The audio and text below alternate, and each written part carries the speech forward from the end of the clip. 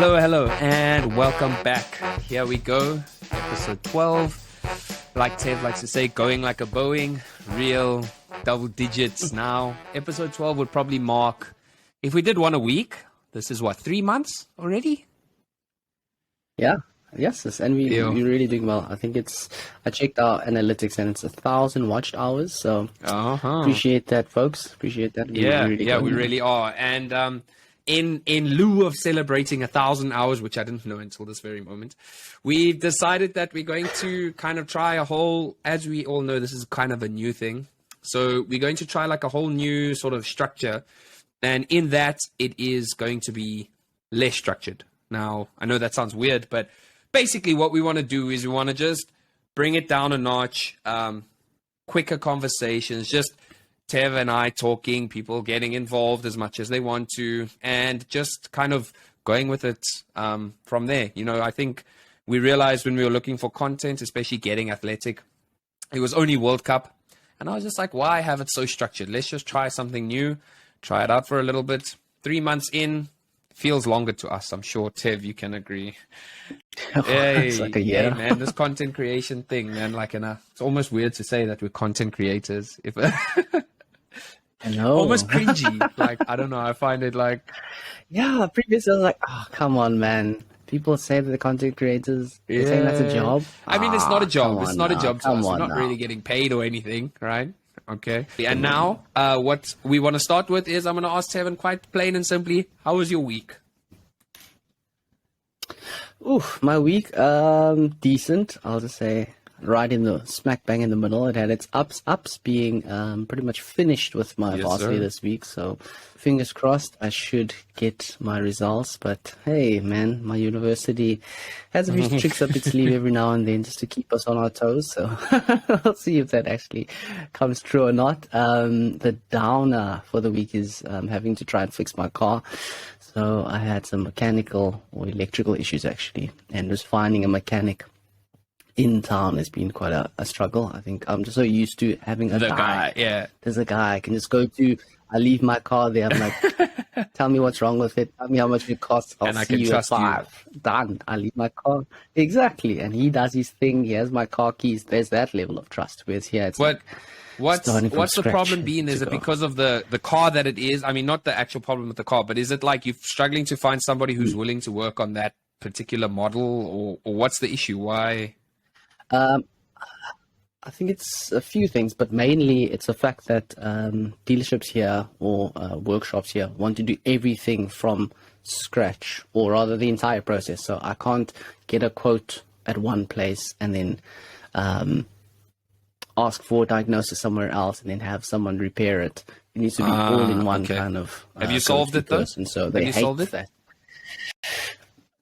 It's in the process. It's in progress. Okay. It's in progress. Fair enough. Yeah. And my week. So we celebrated our 3-year anniversary this weekend, which was that was pretty dope. Went to go watch Wakanda Forever, man. Oh, you seen? Seen it? Come on. Oh, I haven't juicy. Out of 10? Strong 8 for me.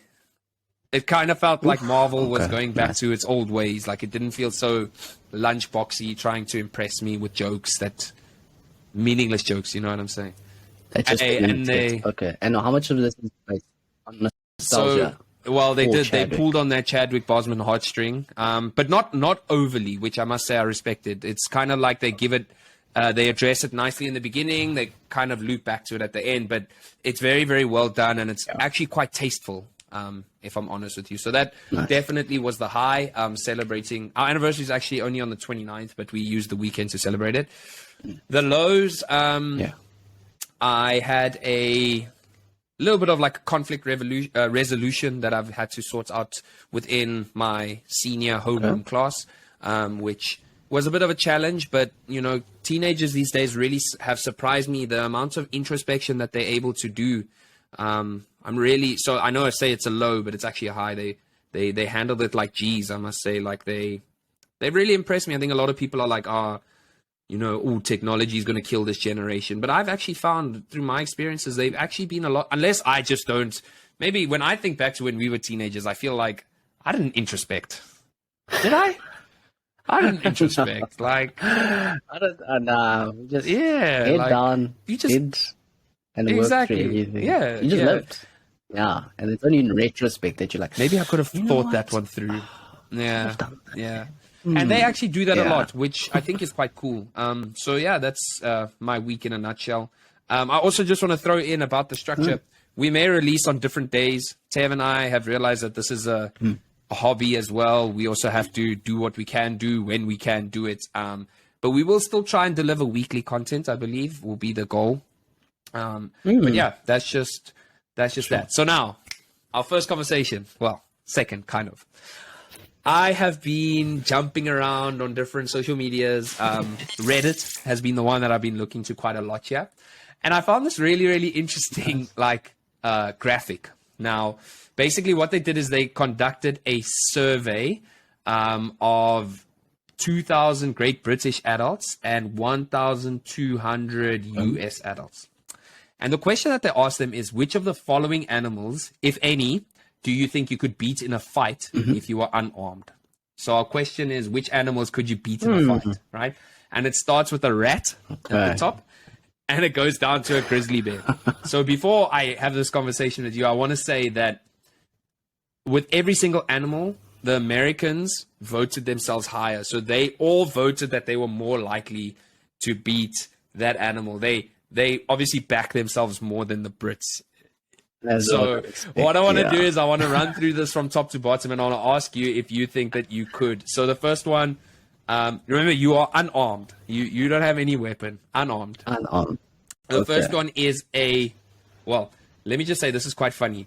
The first one was a rat, and it looked at about 68% of British people said they think they could beat it.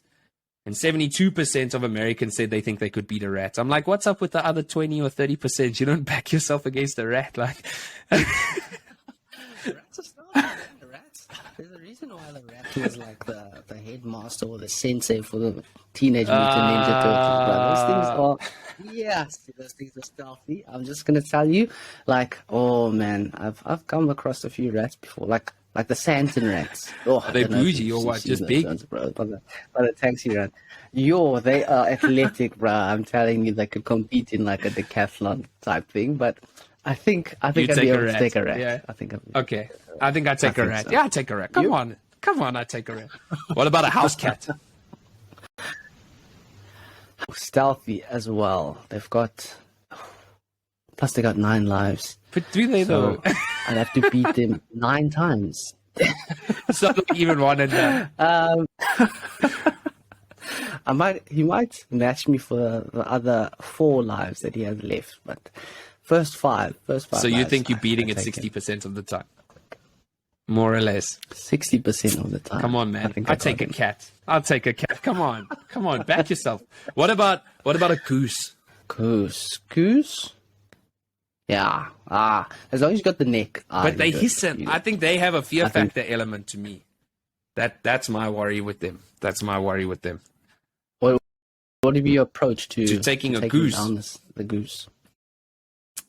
Yeah. I'll be here, like snapping to like get it looking at this hand.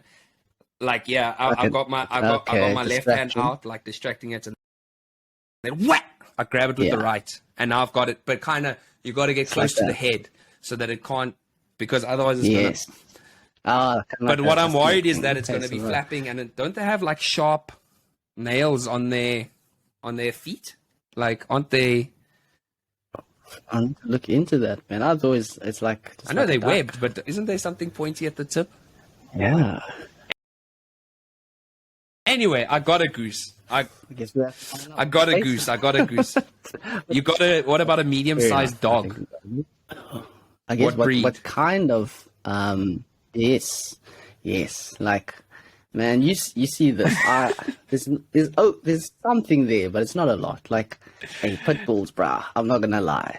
I might have to duck and dive that thing. It doesn't count if I've run away. Just win the fight. You got to win the fight. It's not which ones could you escape. You got a dog. Okay. I got a dog. It'll take some. This is a medium size, This medium-sized dog. a round Yeah. one. This is like a round. Best of one. No, 10 best of one. kind Best of thing. one. Okay.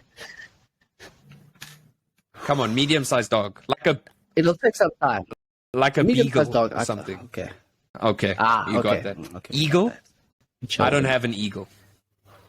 I think, again, I'm gonna use your distraction tactic. So maybe something is like I make something like paper mache something, So when the eagle swoops in, then I can swoop in on the okay. eagle. I don't back myself against an eagle. Kansas I don't City back- I think I'd be too scared and too what's going on? with the talents coming in. No, but you is took it. Tricky. But once you've got it. But where do you grab it? Say it's now. It's got talents. Almost.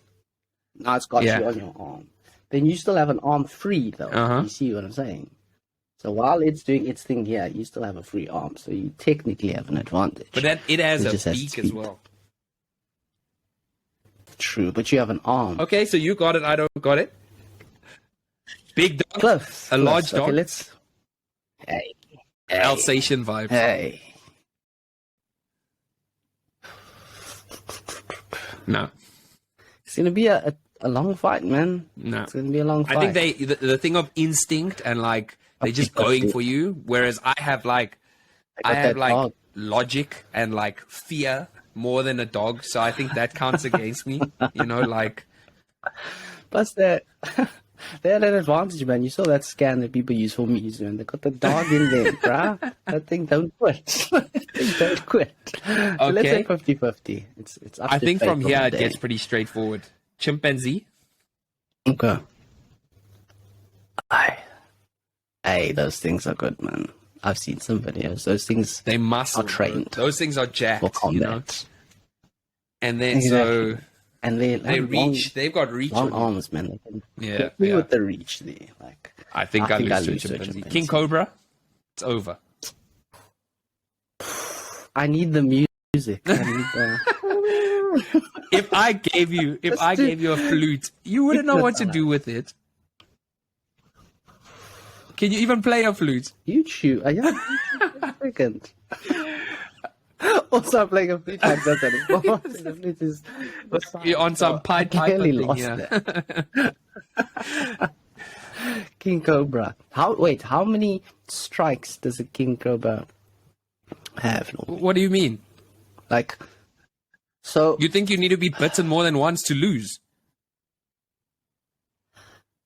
So you know how ineffective a cheetah Yeah, because is? it's like completely random short example. bursts, right? It's like that's the thing, yeah. Yes. Yes. So is there some kind of similarity in that a king cobra would only attack a certain amount before it's tired out? I don't think I could outlast it though. I see where you're going. Yes. Like you're talking like a weave and a bob and a dodge and a. Yeah. We're losing. But I'd lose. We're I'm not good losing. with snakes, man. Come I'm on, not man. good We're with losing. snakes. A kangaroo lost. I saw a YouTube or an Instagram video where this guy was saving his dog. I saw it. Yeah. Hit the one punch and he was. I think the kangaroo was frazzled. What's going on? Yeah, you know. Yeah. So, one round. Okay. Yeah, Hey, one round. you back yourself here, but then when I ask you, I got a punch. but when I ask you about a medium-sized dog, you didn't know, but now you're backing yourself against kangaroos and king cobras. Got the dog in there, man. The dog. I'm telling you, that thing don't Okay, quit. wolf. Okay, I've meets lost. crocodile. I'm lost. Over.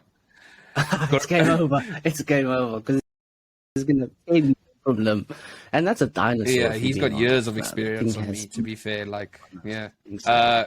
Gorilla must be. Same Game thing. over. Mighty Joe Lion, Young. elephant, and grizzly bear. It's done. It's late. I don't even know how you take down an elephant, man. Lion, nah, I'm done. Like the movie, what is that? There's that Idris Elba movie Prey. that came out Is recently. it called Prey? Did you watch it? Prey. Hey, Hey, it was actually pretty good. When I was listening to another enjoyed podcast, they were saying, not telling me, like they're my friends. They were saying how trash it was. And they said his accent is so bad. But Let's not get into the is it like details there. What? Is it like Sharknado Anaconda vibe, or is it a little bit more realistic? It's not as dramatic as that, as far-fetched as that. It has entertainment pool. Okay. I'll give it that. Okay. I'll give it that. But I'm definitely leaning to a lie. And the elephant, it's over. No question. And grizzly bear. I mean, have you seen the Revenant? Oh, I lived through that video performance. So I was done. I mean, he won the fight. Over. At what cost? But I mean, if Leo can do it, at what? Come on. I'm joking. Let's give there's no ourselves a chance. shot. Come on, let's be serious. So yeah, that's my feelings on. That was just a nice little chat that I thought we could have on animals that we could beat in a fight. Very interesting list that people put together there. Are there any other animals that you think you could take in a fight? So, because I've always heard those really hypothetical and stupid ones. So, would you be able to fight 100 rat-sized horses or a horse-sized rat? Yes. So which of those two am I taking? Yeah, would you rather fight? I'd fight horse-sized rat or 100 rat-sized horses. I'm taking the horses, the rat-sized horses. Can you imagine looking at a rat the size of a horse? A rat. Nah, I'm good. I think I'm just frozen. I just freeze immediately, like a basilisk from Harry Potter be looking at me. I just like, I wouldn't know what to do. Maybe no, we're done. We're done with that. Yeah, I think that's quite a nice little start off. Yeah, it was fun. Okay, so now it was nice. What we're going to be doing as well now, going forward, is I'll bring some news from the East. Tev will maybe bring some news from the West, but we'll see if anything comes up. So I'll start with my section on the news from the East. Tev, I don't know if you've heard about this, but Thailand has like kind of, they say decriminalized weed, but it's much more. It's much more than decriminalization. It was almost like overnight. So they said weed is legal for personal consumption, and all of a sudden shops just started opening. That, like, you know, I said here in the title, Thailand is the new Amsterdam, because there's no coffee shops or anything, but there's just places you can go, you can buy some weed, you can smoke it up, you can have a good time, you know, it's up to you. So, yeah. And so I think it was very clever, actually, of Thailand to do that, because it's like, they're the first country in Southeast Asia to do this. So you add in this element. Well, let me ask you first, like, how, now I know you don't smoke the devil's lettuce, you don't partake in the holy herb, but does it do anything to you thinking about it as a potential tourist? Like, what do you think about this? Like, so it's not my portion, but I see how people are flocking to it. Like, I think in when people hear Amsterdam, they're always like, oh, I must go to the bar. I must go to so many of these places where it has infused like CBD things. Like I think even back home, there's a lot of pull towards CBD infused coffees. I think you get like edibles and bears or whatever it is. And people, So I get how there's a massive pull. Does it do anything to you if you think about coming to Thailand? Neither here nor there. Not a push or a pull factor. Yeah, no, there. Nah, neither here for. Because I know where I'd be, like in Thailand. And it wouldn't be that. So. So to me, I think obviously I found it quite interesting when they did it. I found it very clever on the Thai government's part, because I feel like, you know, they largely relied on tourism, and because of COVID, tourism was severely impacted. So what are you going to do to attract people? Something like this is awesome, because even if you're not necessarily a big weed smoker, you might do it while you're here. It also kind of goes against that whole, like, they're so strict, be careful if you go there and they catch you, they're going to cut your hand off. You hear all these crazy stories. So that also kind of eases that kind of mental thing. But also, I think what they've done is they've added like there's the whole sense of Thailand. When you think of it, there's like paradise, the islands, there's all of that. Now they've added like this kind of like element, but then there's also like the party element. So I think it's very clever to attract a wide variety of people to the country, you know. Yeah, this definitely adds to that theme, I'd say, because whenever I hear people kind of planning holidays to Thailand, you'll say Phuket, PP Island, Bangkok for a few days, and they generally center around like full moon parties, which you obviously know is like massive bash, alcohol, fireworks. So this obviously adds an additional element to that kind of spring break party, like come in and let loose. So I think it's quite cool. For me, it doesn't really impact me. Well, not anymore. There was a time in my life that it may have, but it doesn't anymore. So yeah, I just thought that was a fun little story. And then the second one is so the Michelin star restaurants in Thailand. There's been a big grow. Like they were here recently. I think it was, when did I see this post? Like last year.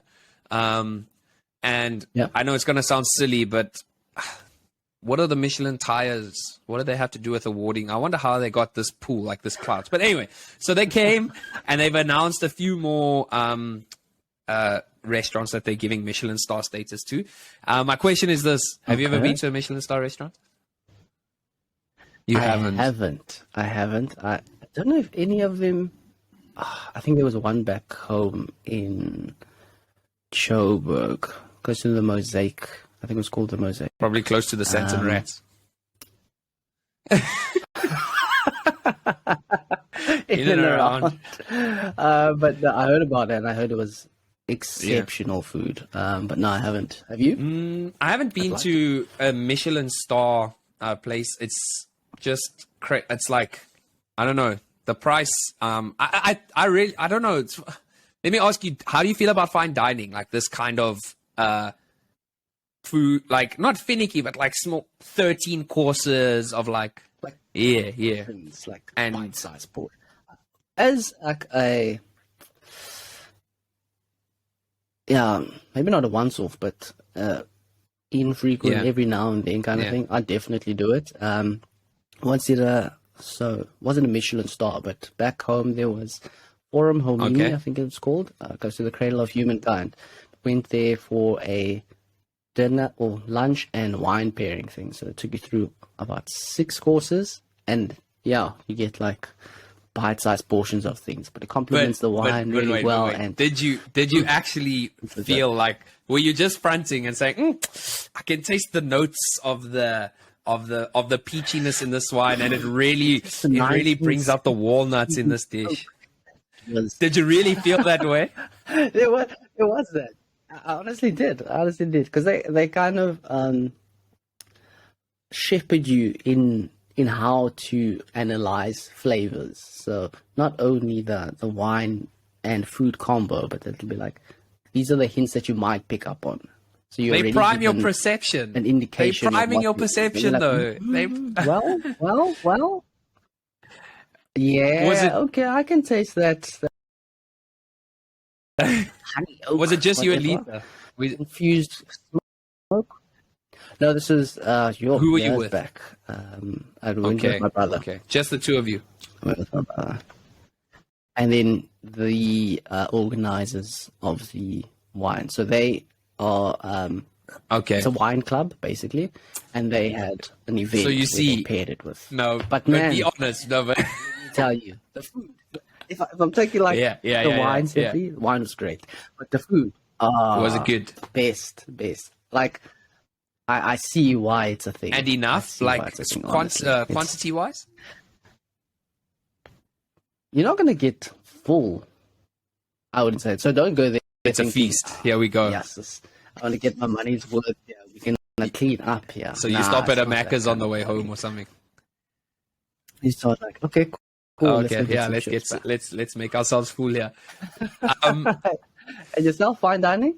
I know, because you obviously very intrigued when it comes to culinary art. Yeah, so it's something that the older that I get, the more I appreciate. back when I was a rebellious teenager, I used to think it was just like pretentious and like, oh, why are people doing that? But I actually, like, more and more I'm learning like how food is really a journey, and like how much time and effort people put into this kind of thing, and how combining these flavors like chocolate and chili, for example, something that I would never have known about. I'm really, really starting to appreciate it. And actually, shout out to The Leopard, which is a restaurant that I worked at for quite some time.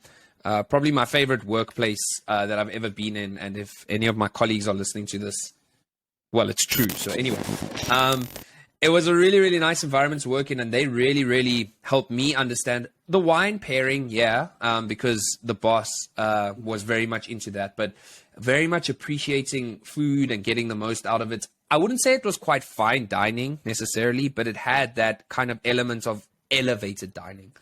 And I do like it. I do like it. Sometimes I think it might be like the real Michelin stars at the moment, with my amounts of money that I earn, to think about paying like the equivalent of 5,000 or 10,000 rand, you know, for like albeit a 30 course meal or whatever, but it's one night, you know. It's kind of like, that's like a proper hotel for a few nights, you know what I'm saying? Like, but you know, I can't lie and say if I wasn't earning enough money, I wouldn't go. I would, because I think it's, Yeah, I was gonna say, if you have the means, for sure, I go. would. 100% I would. Yeah, you know, I'm not gonna front you and be like, oh no, I donate all my money. I would enjoy these things. I'm not gonna lie, like I really would. So yeah, I think fine dining is cool. I do think sometimes it's a bit of like a exploitative to an extent. When you're talking that, I understand that the ingredients are more expensive and therefore they need to make it more expensive. But at the same time, I'm kind of like, but like that's expensive, you know, like that's a bit crazy. But you know, it is what it is, and I'm all for it. I think it's super creative. You see some really cool things that people bring together, presentation, smell. There's actually, I don't know if you have Apple TV. There's a really dope show on that called The Servant, which isn't about food at all, but it's a really good show. But that aside, he's a chef, and like the one dish that he serves, he actually serves like haggis the one night. And in the beginning of the scene, there's this balloon that's floating in the middle of the table, and I'm like, and it was awkward because they're kind of like talking around the balloon. I'm like, what's potting here? Like, what's going on? And obviously, because Apple TV's production, by the way, off the charts, but hey, it's like up. But anyway, what they do is at the beginning of the meal, the lady comes out and she's like, okay, yeah, this is a haggis, blah, blah, blah. And then she pops the balloon, and inside it's got the smoke. And out of it, like it's part of the whole experience, and the smell is supposed to take you to Scotland and, you know, like all of that. And I was like, that's nuts. I think that's so cool, you know? Sick. Yeah, as one of these occasional things, like I think I saw something similar now that you mentioned it. I think it's a global thing, but I saw on someone's story, I think it was last year or year before, where they do it almost like a digital plate. So you have like a projection on your table, and it shows you what your meal would look like. And it's like a mini chef. So if you imagine like Ratatouille, and the guy's like building your meal in front of you. So there's the visual element of it, and then there's like smells and stuff going around. And by the time the visual presentation is up, it's like a 4D. It's like a 4D movie experience. Yeah, exactly. I think it's called like Le Petit Chef or something. And when they're streaming, are they streaming what's happening in the kitchen at that very moment, or is it that it's pre-recorded? No, this is like an animation. This is a pre-recorded animation of this miniature chef man who will come, and it like, so imagine stop motion. Imagine like Wallace and Gromit are building a dish. So the dish is bigger than this little man, and this little man comes in on a spoon and he's jumping on top of the bowl, and he's like adding. How can you tell? Like, so I think it's called. That's art, man. You see, that's so cool. That's so cool. Yeah, 100%. Okay, and that's my news from the East. You want to hit me with some news from the West? News from the West. So news from the West is a lot, not as fun. It's a bit more sobering. So news from the West is that Twitter has chosen to grant amnesty to accounts suspended for harassment and misinformation. So Elon has reinstated banned accounts on Twitter, and this was I think on November the 23rd, and he asked the poll, should Twitter offer a general amnesty to suspended accounts, provided that they have not broken the legal law or engaged in egregious spam? And the people have spoken. I think it was about 72% of the public that voted in this poll, and yeah, he decided this is a democracy, and he went on what the people wanted.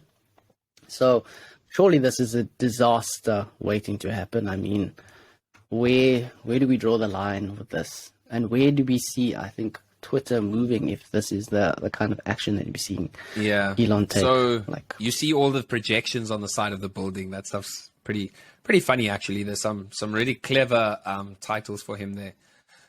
I saw Andrew Tate was one of the first people that was unbanned, gained 1 million followers pretty much immediately. Man, I don't know. It is what it is. You know, I'm kind of like, that's kind of how I feel now. I kind of just feel like it is what it is. And if people want to listen and vote and do that kind of thing, I mean, they can do what they need to do. From what I understand, they've lost a lot of revenue from sponsorships. Now he's changing the verification thing again. Now it's going to be color coded. So it will be like red for government, gray for companies, and blue for people.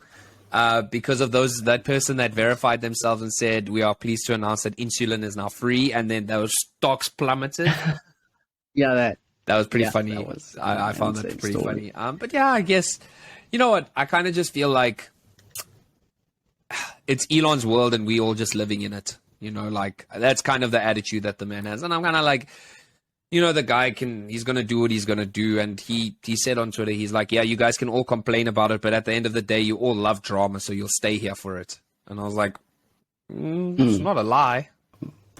There's some because wasn't there the whole impending doom of Twitter closing? And I think it was about a week ago when Twitter was supposed to be on its last leg, and send me the greatest tweet you've seen on Twitter since your time. And it's not going anywhere. It's not going anywhere. Yeah. I don't think so. I think he's just, essentially drawing the line in the sand. This is what it is. This is my business. I'm going to run it the way I see fit. And if I feel like there is an opportunity either to create conversation or draw in contributors, then I'm going to do it. I don't know if Trump has been reinstated. I think he has, but I don't know if he's tweeted yet. When I last checked, he hadn't tweeted. But anyway, Elon's probably like, hey, if you got a problem, come with your 4 billion and then you can talk. But at the end of the day, my money, my company, my platform.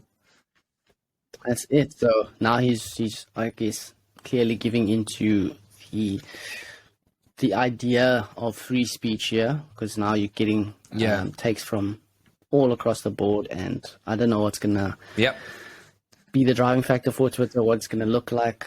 Interactions I'd like to see what that means, especially like on a personal basis. So what is going to be kind of covered or plastered on my feed. So be very interesting to see. But do what you got to do. Anyway, I'm on Reddit now, so Twitter can go sleep, man. Reddit is popping. I love it, man.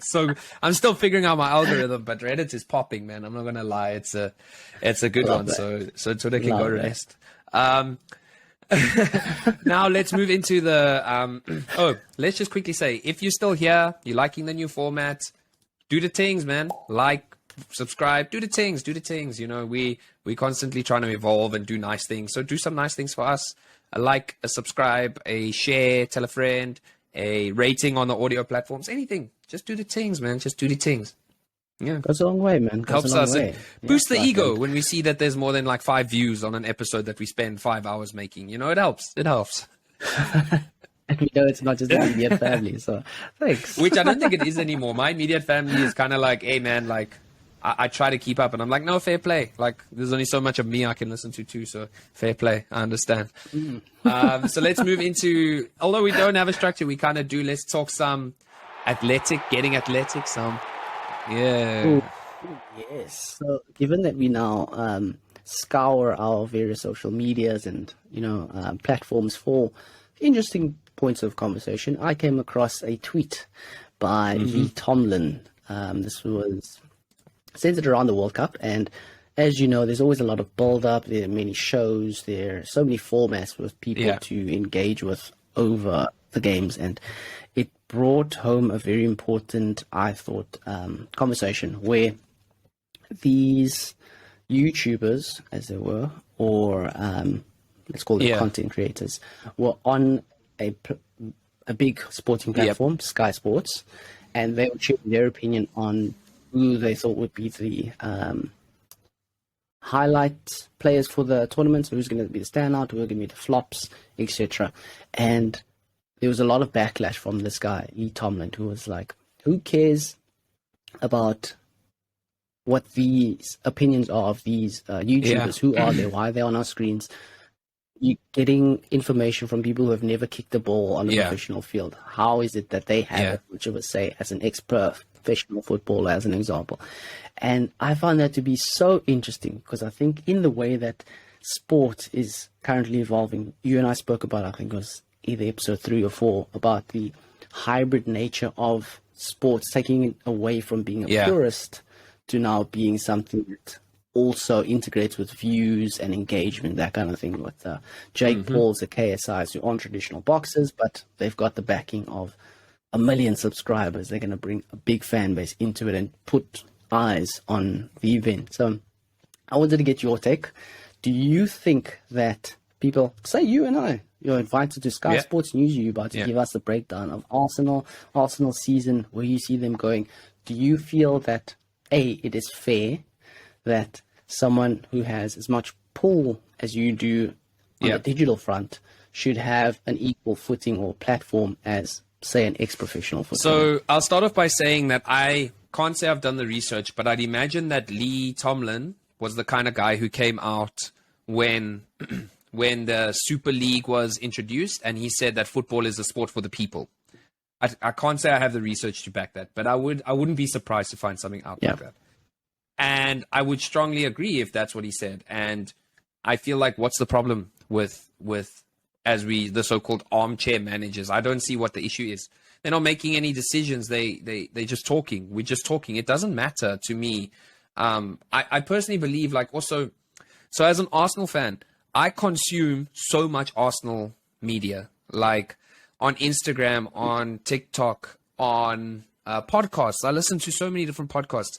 I arguably hear a lot of different views about, let's say, specifically Arsenal, as opposed to, I don't think Gary Neville listens to so many Arsenal podcasts. I don't think all of those guys on Sky Sports listen to all these. So as an avid fan, a huge fan of Arsenal, why shouldn't I be called up to share my opinion?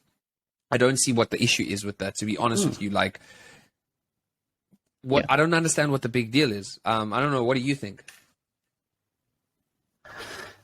I find it interesting, man. I always, and I think there was a part of me that was like, always giving a lot more props to someone that's got the experience under their belt. I think this is like the theory versus experience conversation, where it's like, I can be a PhD student, and I've strictly just done all my my years in the theoretical side of things. I've studied things, I've researched things, I've done tests, but I haven't implemented. I haven't, let's say, worked as a neurosurgeon. I haven't gotten physical hands-on experience, but I hold a treasure chest of wealth in information. So I generally sided with the experience more often than not. But I think, like you're saying, as someone that consumes a lot of information on a particular topic, so let's say Arsenal, you've done research in it, there's factual a basis from which you're working on. Obviously, there is a subjective opinion that comes on top of that, but I find it interesting that we are now integrated and moving into that direction. So I don't see the harm. I don't see the harm in something like this, something that you're trying to claim that the sport is for the people. Then let the people talk about it. I don't know. I don't really see what the big deal is like. And I don't know why he's so touched, man. Like, just unfollow them, bro. Like, it's okay. Like, or it's Sky Sports. They sensationalists anyway. Like, don't lie. When you say Sky Sports, you're better than this. I'm like, are they though? Like, are they better than this? Like, they've got, like crossbar challenges. They've got all this stuff, which is cool or whatever you want to call it, but don't come and act like there's some elite media that holds this high standard that no, I mean, they just as sensationalist as anyone else. You listen to all their Ronaldo opinions and stuff. I'm like, where do you mean they're better than this? How are they better than this? Because, yeah, that's just me anyway.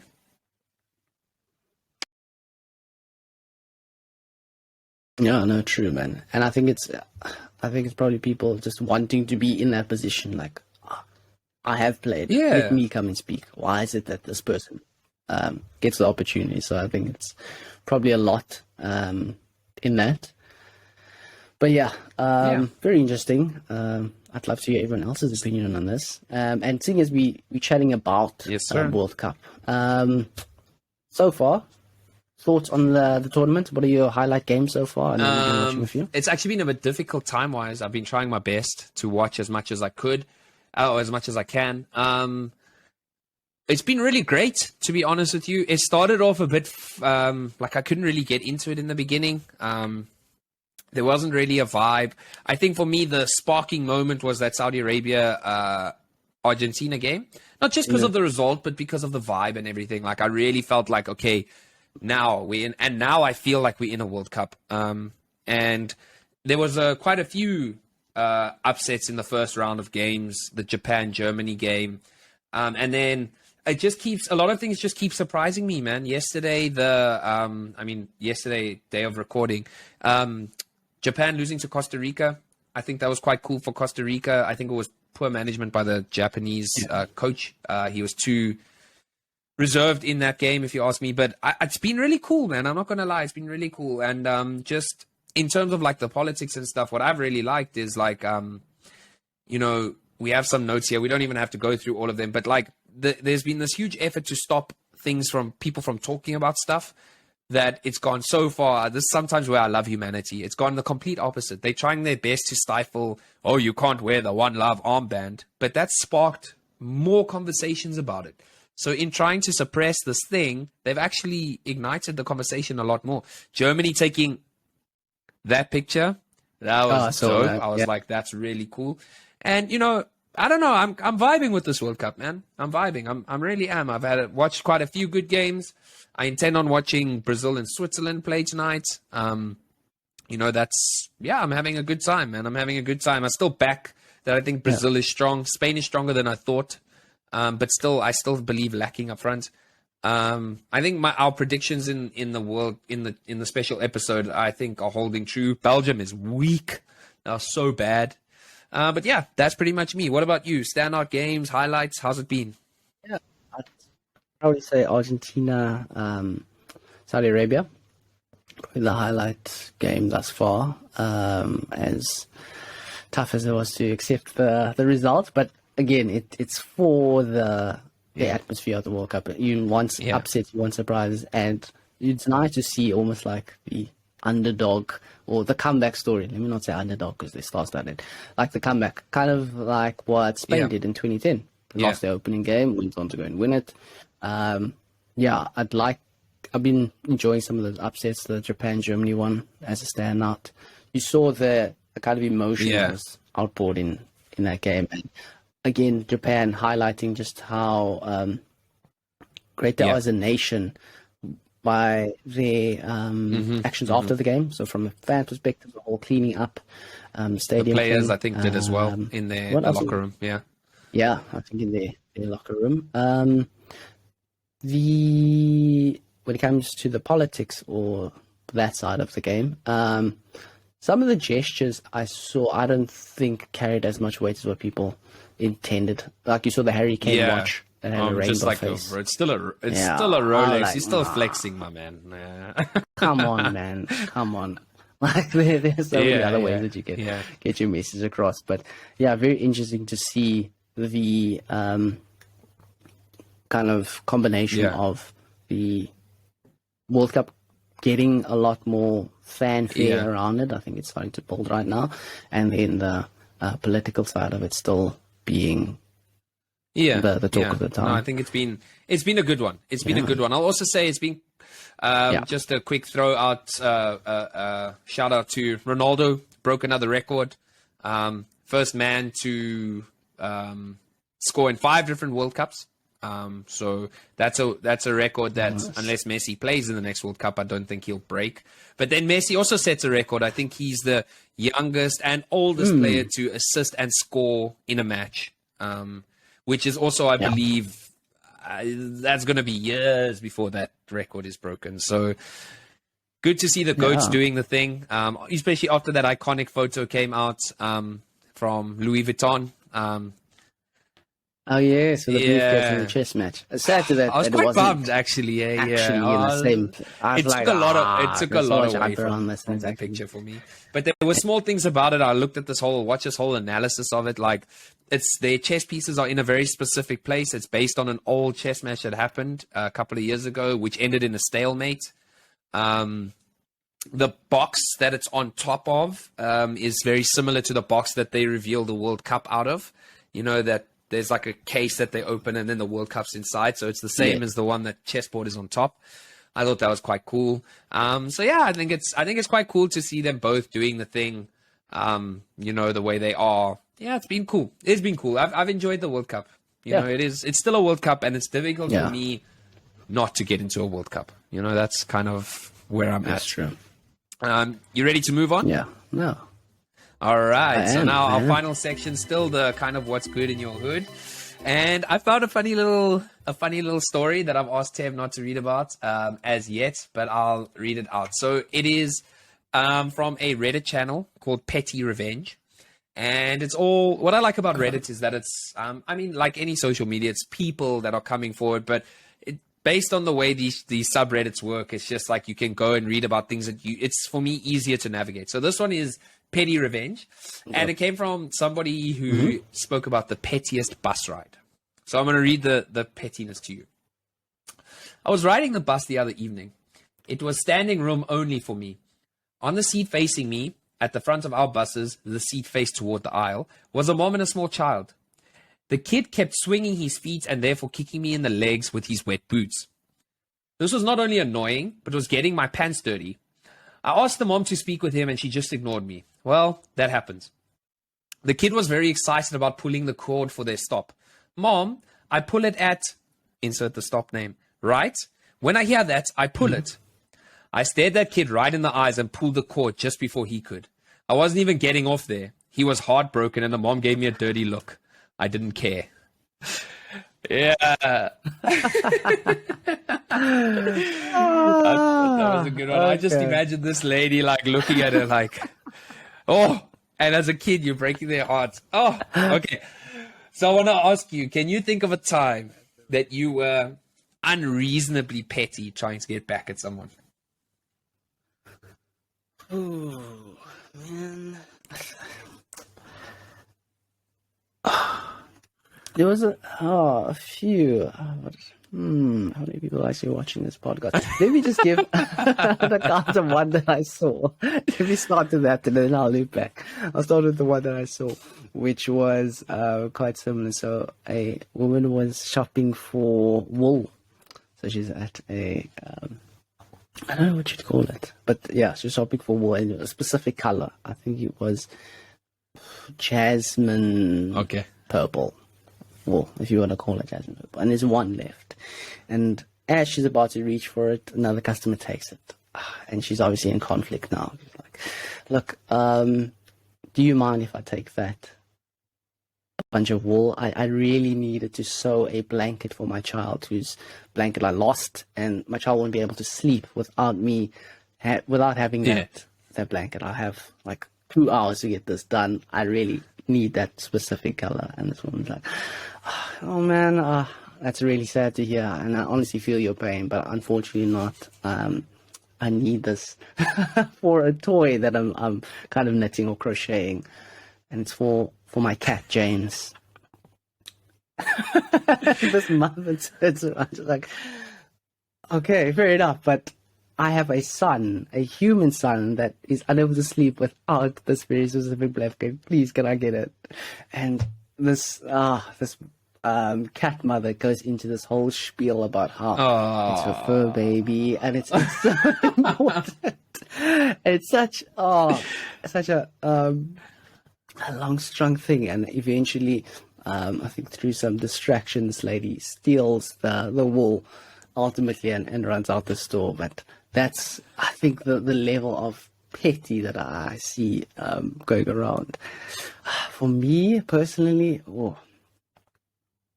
okay. So it was, everyone back home knows how friendly or lack thereof some of our tellers can be at Pick and Pay. And it just so happened that one day this lady was just giving attitude. So I'm standing about 3 people back in this line. This lady is not helping anybody. She's honestly just there to get her paycheck, move on with her life. And you always start off greeting very friendly. Hi, how you doing? Trying to make some conversation, and this lady's not having it, just scanning her stuff. And as you can see, she's just about to go for like lunch break. So it's about something to 1 in the day. And I could see that I'm not getting any flack or I'm not getting any appreciation from this lady. And I just happen to have lots of coins in my wallet. So instead of just making a credit card payment, it has the instant tap. I'll be out of there in a jiffy. I took my time, man. I got all the 1 rands, the 50 cents, even at 20 cents, and I counted it out, man. I took my time. And the look on that lady's face was sure. I felt I felt the reward from that day. I got my day back. And I call that a good day. So my level of pettiness was up that day. Yeah, giving her as much as she was. Okay. She was giving so me. I don't have a specific story, but you get your Facebook memories, right? Like on this day. When I see mine pop up, I would say roughly from about 10 years ago. 10 to 12 years ago. Like when we were grade 10, 11, 12. Firstly, I don't know how you feel, but like I cringe it's like so bad. I don't really like that Facebook does this to us, but I find I was heavy petty. I was heavy petty with things like my subtweeting levels were like up. Like I would know, for example, my girlfriend at the time maybe didn't like this person, so I'd be like, and I was so cringe. I'd be like, sigh. Literally write out the word sigh. What a tough day it's been. Sigh. I guess she doesn't really talk to me. No problem. I'll just go hang out with X now. Smiley face. And I'm just like, dude. And I just often look back and I'm like, I can't believe I put this out there into the world. You are a stirrer, man. But at the time, I'm sure it felt like great, thing, man. That's the thing about being petty. It's like, it's the satisfaction that you get, especially because you're giving as good as you got. I think that's the thing. The overriding factor, and it's great. I'm not gonna lie, it felt like a really I agree. good time. So that was quite a nice little chat. I think let's. I'm gonna end off here. Every week, I'm gonna try find a wholesome moment. Maybe you can do the same. We'll choose before we talk. And I thought just a nice, happy way to end off the episode will be with a wholesome thing that I saw. So again, Reddit. I told you Twitter can sleep. So Reddit. Mm-hmm. This was the wholesome moment that I read about. And I actually want to ask you one question before we sign off. Actually, no questions. Yeah. Let's just do the wholesome moments and say goodbye. So basically it says, female co-worker of mine was miserable at work one day. I asked her what was wrong. She told me it was her anniversary and she knew her husband had forgotten. She had preteen girls at home during summer vacation. I knew her home phone number. I called her home phone and one kid picked up. Explained to the kid who I was and said that she needed to call dad at work and remind him it was mom and dad's anniversary. And don't tell mom or dad I called. The next day she was all smiles. Gosh, he did remember. Brought home flowers and took her to dinner. Mission accomplished. Not a word was ever said about this. Until 6 years later, when she left the company, she gave me a hug at the farewell luncheon and whispered, "My kids ratted you out. Thank you." I just thought that was quite nice, that's also that is really nice. Moment. Some people, I love when some people just go out of their way to make someone's day, and it could be the smallest thing. Like, what did it take from that guy? Yeah. A simple phone call probably took him like 30 seconds. And what I loved about this one is that it felt wholesome towards each other. So it was wholesome from the lady who was trying to help the other lady feel celebrated on her anniversary.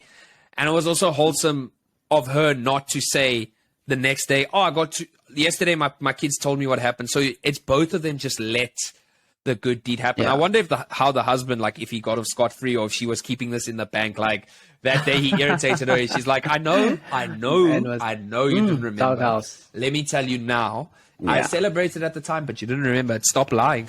Be honest. I don't know. Ladies have that book. What is it? Bookmark? Yeah. Okay, cool. Called her a plunger because she likes to bring up. Anyway, I think that's a great place to end it. Yeah. That was good fun. Yeah, I really enjoyed this episode. This is nice. New structure worked really well. You guys could tell us what your thoughts and opinions are on it, as well as kind of the topics we covered. We're really looking forward to hearing from you guys. See you later.